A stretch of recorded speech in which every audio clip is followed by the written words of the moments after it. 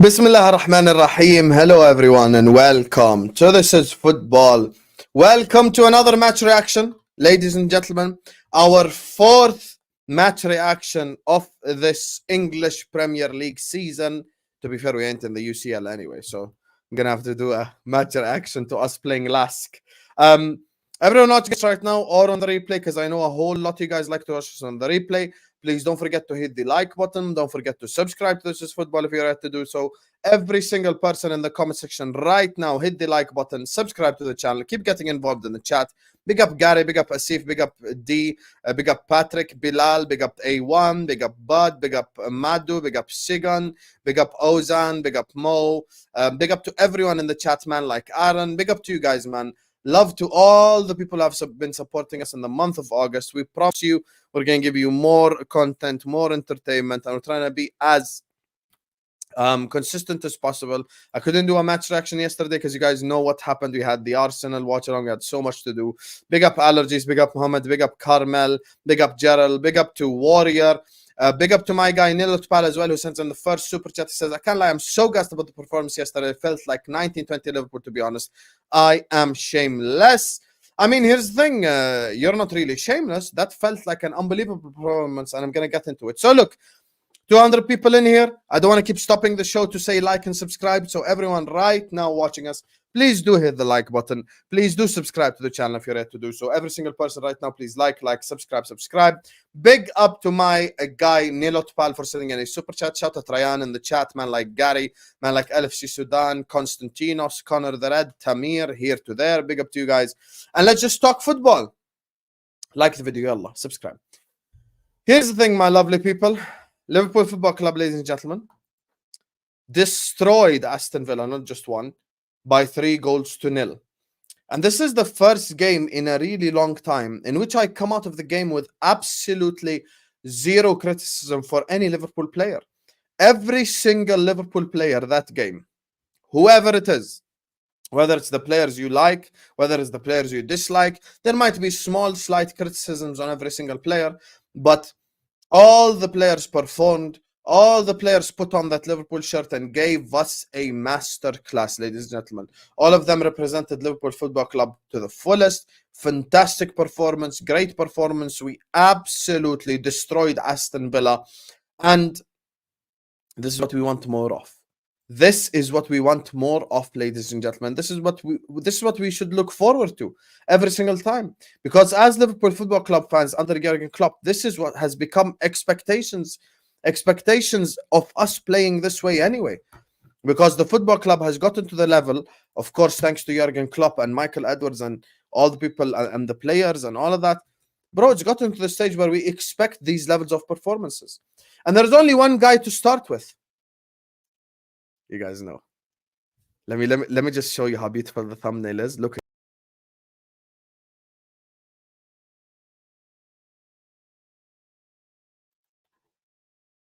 Man like Dominik Szoboszlai. Dominik Szoboszlai, ladies and gentlemen, has brought back the pride to the number 8 shirt. The number 8 shirt, that the pride of it was destroyed by Naby Keita. Szoboszlai brought back the pride to the number 8 shirt, ladies and gentlemen. The pride was brought back. What a player. What a performance. And by the way, what a performance even without the goal. Even if you remove the goal, what a performance. Super Dom Szoboszlai, Ryan, tell them. Unbelievable performance. 1 minute, he's in Aston Villa's penalty box. Next minute, he's next to McAllister helping defensively. Next minute, he's helping out Trent. The next minute, he's helping out Salah. Bro, this guy was all over the place in a positive way. He was everywhere. Like, he was just all over the pitch. He covered every blade of grass. He absolutely... And you could just see he has the skill set. He has the skill set. And he's absolutely unbelievable, man like Szoboszlai. And this is what you get when you sign these players. And I just want to say something. People in the comment section right now will vouch for me. One of the first Hussam X Tom Littles that I done. Big up to John and Ozan. We'll read them out in a second. One of the first transfer videos I done, Hussam X Tom Little, one of the first ones, I said I wanted Szoboszlai. And if I asked for Szoboszlai publicly, which I did, they would have called me a FIFA bedwetting virgin. Let's all take a moment here to just think for a second. Dominik Szoboszlai is the FIFA bedwetting virgin signing, and Mason Mount is the get behind the lads signing. And I just want everyone to just think for a day in his life. And everyone here right now who watched me on that video will vouch that I said I wanted Szoboszlai before we even linked with him. This is a reason why you should never be a sheep, regardless of whatever your club does. Always use critical, objective thinking and think for yourself. Just because the club wanted Mason Mount doesn't mean that the club by definition is right. Liverpool Football Club can make mistakes, by the way. Adrian is a mistake in front of your very own eyes. Like, people need to understand. People need to understand. You don't have to just back everything the club does blindly. So you just don't have to back the club blindly. That's the ultimate reality. People keep acting like anything the club does, you should just sit up here and start like clapping. Why should I clap for anything the club does? Sometimes you can use critical thinking. I still remember when we were linked to Mason Mount, I attacked all the people who wanted to act like it's a good signing. It ain't no good signing. It's a bad signing. And I'm so happy we didn't sign him. You took that same exact money that we paid for Mason Mount, you spend it on Szoboszlai, and look at the quality. Look at the quality. 90% of the time in football, you get what you pay for. And this guy is worth 60 million and some more. Because I'm saying even outside the goal, the skill set that Dominik Szoboszlai offers on the pitch is unbelievable. Unbelievable. The passing, the shooting, the dribbling, the getting in behind, the ability to keep the ball, how he just sometimes, just slows it down, pass left, pass right, how he's press resistant. He's doing all the things that we need in that midfield, being an absolute all-rounder, doing everything. And when I say all-rounder, he's not an all-rounder with a 4 out of 10 level. This Szoboszlai guy is just doing everything at the 8 out of 10 level, 9 out of 10 level, delivering, performing consistently. And this is exactly what we've been missing in this Liverpool midfield. And I agree completely with what Aaron just said. He's 22, but he plays like 28. It's that Champions League experience. Yes, he's 21, but he's played in the Champions League for Leipzig. He's played against PSG. He's won trophies with Leipzig. This guy is him. I put out a tweet. I called him Himoslai because he really is him. And these are why the decisions on the transfer window, guys, it matters. Because when you pay this much money for Szoboszlai, he plays for you, and you're like, this guy is the guy. Big up to Dominik Szoboszlai. And speaking of the guy, next man I want to talk about is man like Mo Salah. And you know what it is? Shout out to all the from a business perspective merchants. Thank God I decided to be from a Liverpool fan merchant, because I'm going to sit up here and do from a business perspective like I'm an accountant. There are things in life that matter more than money, whether people like it or not. I don't care that from a business perspective, if we're offered blah, blah, blah, players like that, you don't get often. Players like that, you do not get often. Mo Salah is not a player that's walking around ready for us to sign. People need to stop acting like if we sell Mo Salah, get in like a Johan Bakayoko or a Bowen or whatever, that life would just carry on. Life doesn't carry on, because Mo is special. Mo, alongside KDB, has been the best player in the league for the last 5 years. You think you can replace that with some random kid from Feyenoord? No, you can't. No, you can't. Which is why you always have to keep your best players. It's all cute from a business perspective, but you're not all businessmen. Mo Salah yesterday could have had 3 assists. Literally could have had 3 assists just alone with the creativity he showed for Nunez. Literally could have 3 assists. Just Nunez alone could have scored a hat-trick, and Mo scored 3 goals. Because he himself created 3 clear-cut goal-scoring opportunities for Nunez. People need to understand, wingers around the league are not making that pass regularly. They're not. around the world, furthermore. I always ask this question. Which winger in world football can make that pass on a consistent level? Trivela assist, the Quaresma, the cross. Nunez right in front of goal should have scored it. But this is why you need to keep your best players. You don't see teams that are trying to win going around selling their best players for a rebuild. First of all, Liverpool Football Club don't need money. We have money. I don't need to sell Mo Salah to buy a player. I'm good. I keep him and I buy a player. And that entire right-hand side, Trent, SZOBOSZLAI and Mo Salah is going to be a problem for this whole league. Trent, SZOBOSZLAI and Mo Salah is absolutely going to be a massive problem for the entire league. That right-hand side is so dominant, was so dominant yesterday. Trent with the deep line playmaking, SZOBOSZLAI with the all-round work, Salah with his creativity with the goal he scored. These are the decisions that people need to understand. This is why the players' quality matters. The players that you get into the team, it matters who you sign. It matters where you play players. It matters what you do with players. Trent also, by the way, Trent injury news asking Omar. Trent is going to be back in 2 weeks, inshallah, as soon as the international break ends. You see the quality of that right-hand side? No longer Henderson. This is why, guys, when I complain for good reason. I don't complain because I want to complain or because I'm negative for views or from blah, blah, blah. Big up Mo for the super chat. I'm going to read it in a sec. I complain for good reason. Because you remove Henderson, you put SZOBOSZLAI, and suddenly this team is 90% better directly. That right-hand side was unbelievable.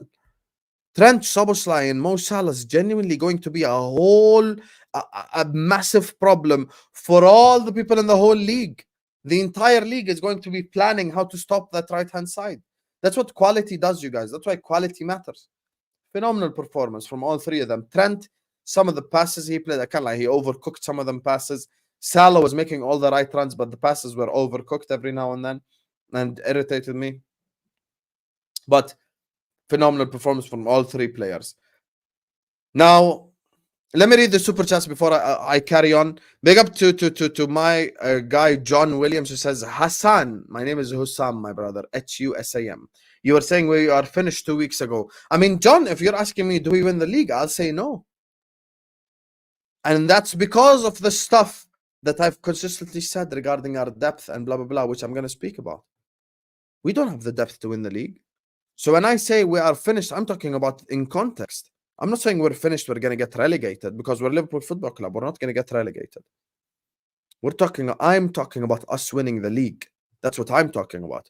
Do I think we can win the league? No. No, I don't. And that was the target. Rival saying Mo was offside during SZOBOSZLAI goal. You know what it is? The reason why people are upset, because in that Fulham game, Fulham got robbed. That second goal should have never stood. Should have never stood. The goal that I don't know who scored it, where Akanji was literally in the way of the goalkeeper. The goal should have never stood. So they want to come go like, oh, but Liverpool fans, blah, blah, blah. Bro, you can look at the angle where SZOBOSZLAI shot the ball, and Salah wasn't even in the line of sight of the goalkeeper to begin with. He wasn't even in his line of sight to begin with. So people just trying to get angry. Big up to my man Mo. Thank you so much for the super chat. Salah and Trent have such a deep understanding of each other from over the years. It can't be replaced easily. Thank you. This is why, you guys, in general, forget just Mo Salah, right? I'm saying in general.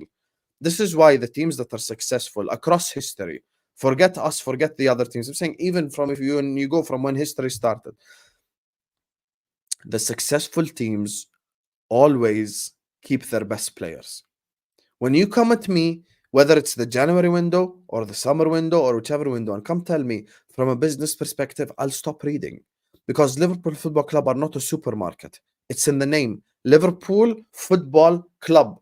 We're a football club. We're trying to win. I'm trying to win. I'm trying to compete. I'm trying to win the Premier League. I'm trying to see us get to the mountaintop. Why do I care about business perspective? Is that money going in my pocket? If we sold Salah for 150 million, am I going to get some of that? No, I'm not. So why do I care about from a business perspective? Liverpool ain't going to go bankrupt. We're the biggest club in the Premier League. We ain't going to go bankrupt. We make so much money already. Please don't convince yourself that we're somehow broke. We ain't broke. We got money. We can spend it. I don't have to sell Mo Salah. And by the way, I just want to say one thing. Big up to Dominik Szoboszlai as well, by the way, post-game essentially confirming that Salah's staying. On a real level, I want to ask this to everyone in the chat since Mo Salah's been mentioned. And everyone in the chat, by the way, make sure you're liking and subscribing. 350 people in here. I want to see minimum 150 likes. Slap the like button now and subscribe. Genuine question to everyone watching right now. Why does everyone act like it's a foregone conclusion that Salah's going to leave this summer? Genuine question to all of you guys. Why do you all act like it's a foregone conclusion that the guy's going to leave? Why have you all made up your mind that the guy's going to leave? Mo Salah is the best winger in this whole league. Even across the first 3 games. Absolute best winger. Why have you all made your mind up that he's going to leave? Says who? Says who? Mo Salah is a player. Mo Salah is a player that reminds me more of a Lewandowski type player. That he could keep going by the time he's 35, 36, 37. And he'd still be banging in goals. He'd still be having assists. He'd still be having an impact. Why on earth do you all imagine a world in which the guy, like, he has to leave or something? Says who he has to leave?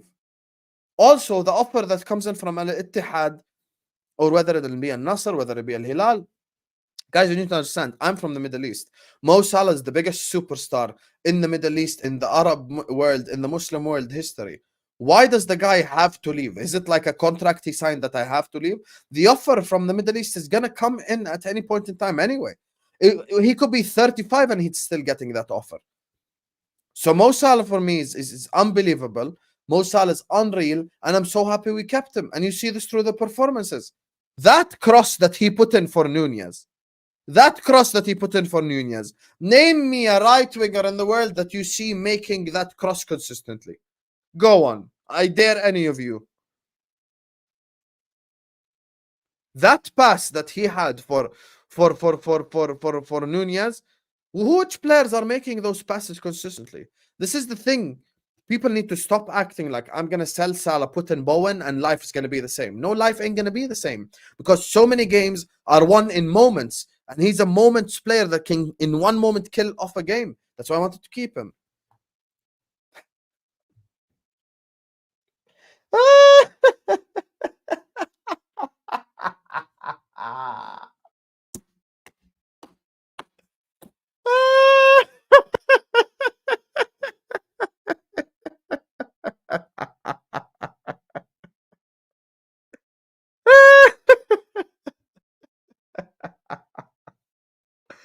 Mason Anthony, get out of here, man. Big up to you, Mo. Shukran, Habib. Big up to Vikas who sends in 2 super chats. Says, sure, it's annoying sometimes when Salah loses the ball or is shrugged off by defenders because he has set the bar so high for himself. Salah doesn't get the respect he deserves in Europe. We should thank God that Salah stayed. Nobody comes close to him in terms of GA. Show the man some respect. He deserves the best in the PL. Big up to Vikas for both super chats. Thank you so much, Vikas. And you are absolutely spitting. Absolutely spitting. First of all, there's still people in 2023 who are still talking about Salah not being a playmaker or a creator. I just ignore these people. I don't even speak to them anymore.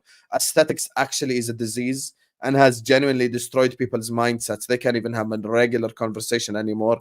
Just because Salah doesn't dribble like Neymar doesn't mean he's not creative or a playmaker. Salah's unbelievable, can do everything, an all-rounder. And you know what it is? When you say Salah loses the ball or is shrugged off by defenders, Salah's always trying to create for himself and for others. And that's something that I always like about forwards. I like forwards who will create for themselves and for others as well.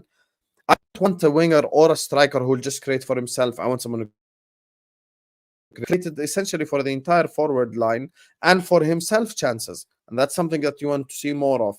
He creates for himself. He creates for others. He does all that good work. So for me, Mo Salah, I think he's just a complete forward, man. And I think this version of Mo Salah is probably the best version we've seen of Salah. I think even since like 17, 18. Bro, that guy's he's just improving year in, year out. And Vikas is spitting right here. He's unbelievable. He gets defended by 3-4 guys the whole game. Anyway, big up to Vikas, big up to Nilotpal, big up to John, big up to Ozan and Mo for the super chats. Big up to you guys. Make sure everyone's liking the video. Make sure you're all subscribing to the channel if you're ready to do so. Every single person watching us right now, please hit the like button. Please subscribe to the channel. Get us to 150, 200 likes as quick as possible. Please like and subscribe now.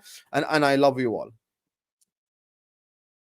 Yes, I agree with you completely, Red Lion of Teranga. His creative levels are so much better than when he first came in. Now, just carry on the conversation. That right-hand side is unbelievable. I want to discuss something with you guys. This kind of like the discussion phase of the match reaction, where I'm genuinely interested in you guys' opinions. Do you think, remember when me and Tom Little had that discussion about us buying in Kimmich, and I said maybe we start defending by committee?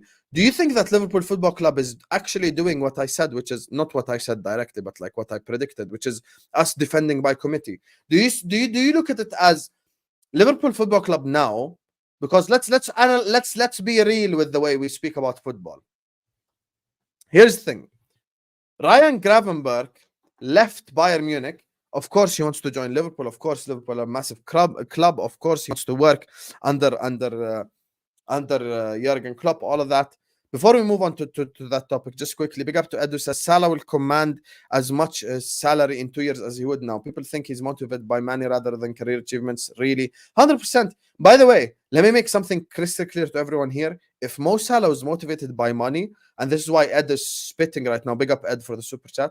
If Mo Salah is motivated by money, he would have left already. Did you guys see some of did you guys see the contract that was offered to Mo Salah? Are you guys aware of how much money was offered to Mo? Do people understand this? Like, do people actually deep that he would have been a billionaire in Egypt? Not a millionaire, billionaire in Egypt. His salary would have been 5 billion, I think, Egyptian pounds. So if he's motivated by money, he would have gone anyway. Thanks so much, Ed. Anyway. Let's just look at this midfield situation with this whole defend by committee thing, because let's be realistic with how we break it down. Gravenberch, thank you, Ed. Thank you to Vikas. Thank you to Mo. Thank you to Nilot Pal, everyone. Like and subscribe, as I said. This whole situation in midfield, I'm looking at it from a realistic perspective. If Gravenberch left Bayern Munich because of game time, then he and Jurgen Klopp definitely spoke about game time before coming into Liverpool Football Club, which means that Gravenberch spoke to Klopp and said, what's your plan, Klopp? Am I going to start? Am I going to come off the bench? What exactly is going on? And if he left Bayern Munich because he didn't get enough game time or enough opportunities, then he knows he's coming to Liverpool Football Club to play football. Now, let's all have a realistic conversation, because I know some of you guys are still on that endocopium. Szoboszlai is not going to the bench. We can all agree. McAllister is not going to the bench. We can also all agree. Gravenberch left Bayern Munich due to lack of game time. So the question now becomes, where on earth is this entire thing gonna fit in? Because it's gonna be them three. Let's all stop lying to ourselves. If everyone's fit, it's going to be McAllister, Szoboszlai, and Gravenberch. Why are we all lying to each other? Genuinely. Why should we all sit up here and have a dishonest conversation? If everyone at Liverpool Football Club is fit, those are going to be the three that play together. So I think it's going to be a defend by committee thing. And Ozan saying Mo wants to win UCL and Prem. Can't do either at SPL. Here's the thing. Can that midfield win the UCL and the Prem? That's the thing, Ozan and everyone watching. I just don't think Gravenberch is coming to Liverpool Football Club to sit on the bench and watch. That's the thing. I think these three are going to be the three that start. I think we're taking, big up Ozan, I think we're taking defend by committee thing this season. I don't see us playing a natural six. I think McAllister will continue to start as the six, but you're asking all three to continue the defensive work. I really believe he's going to start. I really believe he's going to start 100%. So because he's going to start, I think essentially we're going to defend in a way in which it's all three defending together. So McAllister is going to defend, Gravenberg is going to defend, Szoboszlai is going to defend. When Jurgen Klopp came out publicly and said we asked the DM for too much work, or essentially we overworked the DM, I think he was spitting, to be honest with you. Personally, I still would have taken a destroyer DM, but I think he's looking at it more from the perspective of, I'm going to have three midfielders attack, I'm going to have three midfielders defend, and I'm going to have Trent tucked in. I'm going to be playing some total football. Honestly, I'm going to be playing some total football. If you notice, this is something that I want everyone to just think about for a sec. If you notice, against Aston Villa, yes, McAllister started as the DM. He did. McAllister started as the DM. But McAllister did not defend alone. Curtis Jones was there defending, and Szoboszlai was there defending. I just want everyone to think about that for a second. McAllister was the starting DM on paper, but when we were getting attacked, all three of them, Curtis, McAllister, and Szoboszlai, were all there. They were all trying to defend. And the $1 million question now becomes this, because my man, Red Lion of Teranga, is asking the real questions. So if Gravenberg is going to start, McAllister ain't going to get dropped, Szoboszlai ain't going to get dropped, where are we playing Thiago? Genuine question to everyone here. I want to get you guys' opinions, because in my opinion, because Szoboszlai still needs to do it over and over again, and McAllister's fantastic, but I still believe Thiago Alcantara is our best midfielder still. Thiago's problem, everyone here knows Thiago's problem. My mother knows Thiago's problem. My grandfather knows Thiago's problem. They don't even watch football. They know that Thiago's problem is his injuries. Thiago's problem is zero to do on the football pitch. Never had a problem on the football pitch for me. Fantastic defensively, fantastic in terms of passing and everything. Where does he play? Where does he fit into this equation? Everyone knows. Facts, John, made from Weetabix. Because Red Line of Teranga is asking a genuine question that I want all of you guys to help answer and give me your honest thoughts. Because where does Thiago fit into this equation to begin with? On a real. Where does Thiago fit into this equation to begin with? I don't know. I really don't know. Red Line of Teranga, this is the first time I'm asked a question in a super chat that I genuinely cannot answer. Because my thing is, Gravenberg and Klopp probably had a conversation and he sees himself starting. McAllister ain't going to get dropped. Szoboszlai ain't going to get dropped. So is Thiago going to do the late sub thing? Is he going to come off to just interchange? Maybe is he going to be someone that's dropped off? Does this mean that Jurgen could be taking the Europa League seriously, playing maybe Thiago in the Europa League, maybe McAllister against his brother? You just don't know, to be honest with you. So for me, I just don't know where he fits into the starting 11 if all three start. This is the first super chat Red Line of Teranga where I'm actually just gonna go we're gonna have to wait and see. So yeah, and you know what it is? The whole Endo situation. I'm gonna be real with you. It's not even a hate thing. I just don't think he's good enough for Liverpool Football Club. If we just bought Edson Alvarez instead of Endo, and we bought a centre back, Hussam will be coming on this channel saying we're going to win the league. But I just don't think we have the depth for it. And speaking of the depth, massive credit to Gomez and Matip. Gomez and Matip, for me, both defended really well. Both played really well. Both had a fantastic game against Aston Villa. Now, the biggest difference between Michu and Harry Kane is Harry Kane did it for 10 seasons and Michu did it for 1 season.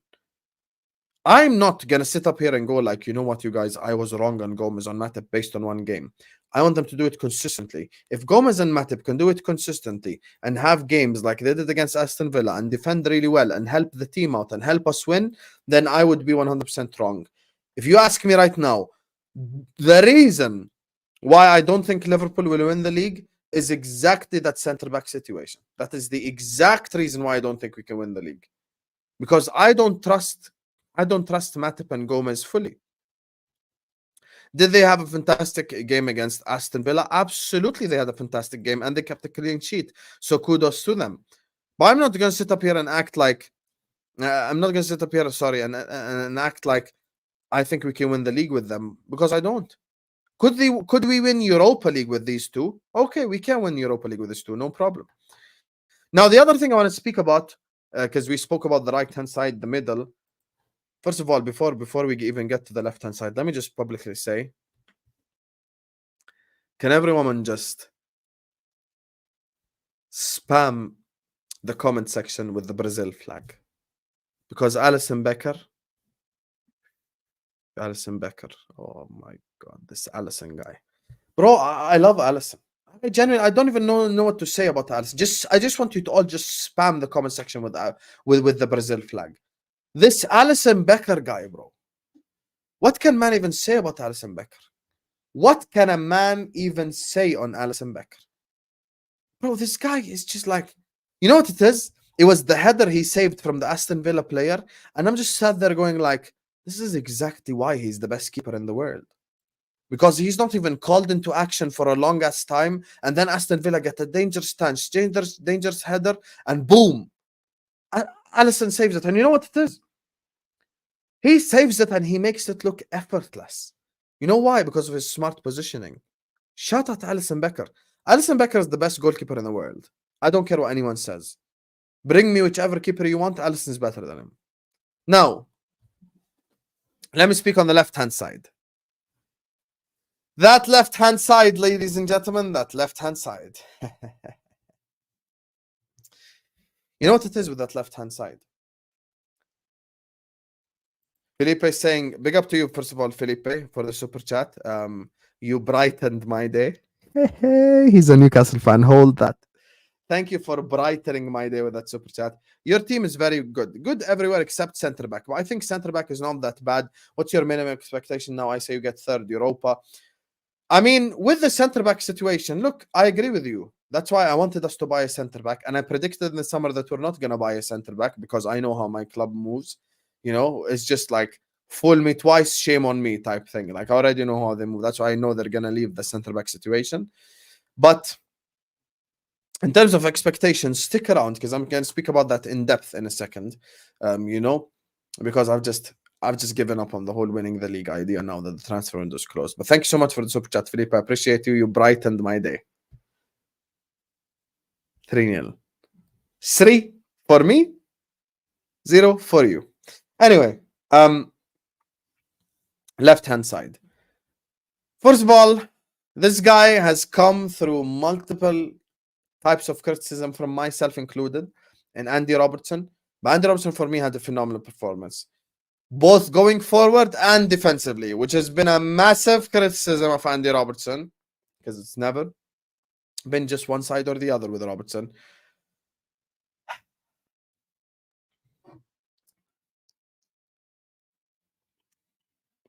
Robertson played so well in the Villa game, he had me singing the Robertson song. Oh, Andy Robertson. Great performance from Andy Robertson, both going forward and defensively. And we want to see more of him. This is what I need, man. I just need more performances like this from Andy Robertson.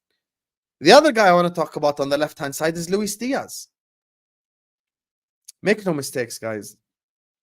This is exactly why sometimes or actually not sometimes, all the time, you need to stop looking at rating apps. Because for some reason, Diaz had a low rating. Diaz yesterday ruined Matty Cash's life. He had Matty Cash grabbing the shirt and everything. Luis Diaz absolutely ruined Matty Cash's life yesterday. He really did. And there is nothing Matty Cash could do about it. I don't think Matty Cash could look at his wife and kids after the game. Bro, Luis Diaz took him to the cleaners. And you know what it is with Diaz? I've always said, if Diaz just fixes up his final third decision-making and end product, this guy would be unbelievable. He absolutely put Matty Cash on a barbecue. He barbecued Matty Cash. He cooked the out of him. Big up to Luis Diaz. Absolutely great performance for me from Luis Diaz. And he genuinely just ruined Matty Cash's life. All I always say about Diaz, the one negative criticism I have of Diaz is his decision making. The one thing I always say is just please make the decision, Luis, and go with it. Whether it's a wrong decision, right decision, blah, blah, blah, couldn't care less. Just make the decision and go with it. And for me, if he makes these decisions in the final third consistently, then we'll be in a much better place. And now, big up to Nilit Paulo says, to be honest, I'm seeing improvements in consecutive games. I know it's too early, but examples, we got better in every game. I don't think the Newcastle performance was better than the Bournemouth one, in my opinion. But the rest, I hear you. I think Aston Villa was by far our best performance. I agree with you completely. And Chelsea versus Aston Villa, night and day. Like, Aston Villa was so much better than Chelsea. Thank you so much, Nilit Paulo. I do agree with you slightly there. Now, let's just get to it, folks. Darwin Nunez. You know what it is with Nunez? All I ask for is consistency of performances, at least to an extent. Now, I know that Nunez is not going to get 3 chances and score all 3. I know that. Because having a 100% conversion rate would mean that he would score like 150 goals. We know that you can't have 100% a conversion rate. We all know this. There's no need to lie. However, score at least one of them 3 chances. I'm telling you, like, you know what it is? Jokes aside, Salah alone could have had 3 assists and Nunez could have scored a hat-trick because it was easy opportunities. Easy opportunities. For me, you look at Darwin Nunez and you know what's annoying me? Darwin Nunez does all the difficult things correct. Darwin Nunez gets into position. Darwin Nunez makes the runs. Darwin Nunez does all of that. And then when it comes time for the simple finish, the easy finish, he just doesn't make it. It's either 2 off 2, like Newcastle. Like against Newcastle, by the way, the chances he got against Newcastle were 10 times as difficult as the chances he got against Aston Villa. You know? Did everyone notice? The chances he got against Newcastle is actually more difficult than the ones against Aston Villa. And he finished the 2 Newcastle ones and he didn't finish the Aston Villa ones. The header, Mo Salah, with a Quaresma-esque cross into the head of Darwin Nunez. Darwin should have scored. That one right there, let's not sit up here and make excuses and lie to each other. Darwin should have scored that. And it should have been, I think it was probably would have been 4-0 at the time, if I'm not mistaken. So Darwin Nunez should have scored that. He stopped my guy Mo Salah from having 3 assists as well. But that's besides the point. If Darwin Nunez could just get the goal scoring element just nailed down at least to an extent, 1 of 3, 1 of 2, you know, 1 of 2.5. Like, no need to even go like 1 from 1 because we know that's impossible. 1 of 2, bro. 1 of 3. Like, just when you get 2 chances, bury 1. When you get 3 chances, bury 1. That's all I ask for. That's literally all I ask for, Darwin. So for me, I think if Darwin Nunez gets a chance this season, I think he could bag in goals for us, but he just needs to put the ball in the back of the net and be more consistent with his finishing. So we went through the whole team. We've spoken about kind of the entire situation in midfield and everything. Now, before we carry on, just speaking about the future and where I think this team goes, big up to Felipe, big up to Mo, big up to Ozan, big up to the Red Lion of Teranga, big up to Ed, big up to John Nilutpan and Vikas for the super chats. Big up to every single person who sends in a super chat. All the people have shown us all the love and support. Please hit the like button. Please subscribe to the channel if you're ready to do so. Every single person watching us right now, please like, subscribe.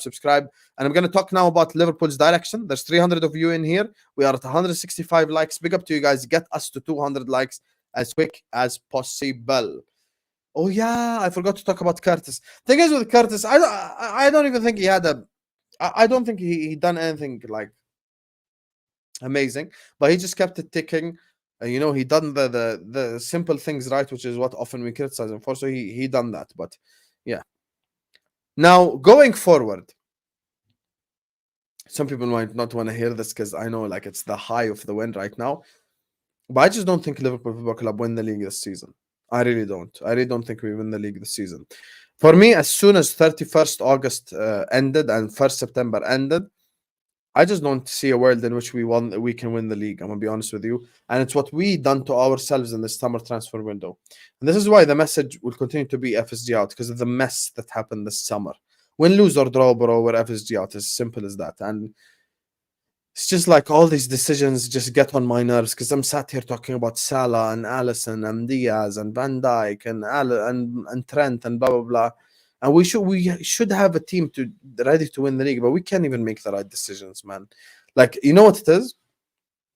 Take away Endo, put Edson Alvarez, add in a center back, and I come here and I say we win the league. Genuinely. I just don't think we done that, to be honest with you. You know, I think we finished third, but this is the question that earlier on that, you know, man like Felipe asked. I think we finished third this season. And the reason why is, look, there's no need for us to live in utopia. There's no need for us to all live in an unrealistic world. Injuries happen in the world of football.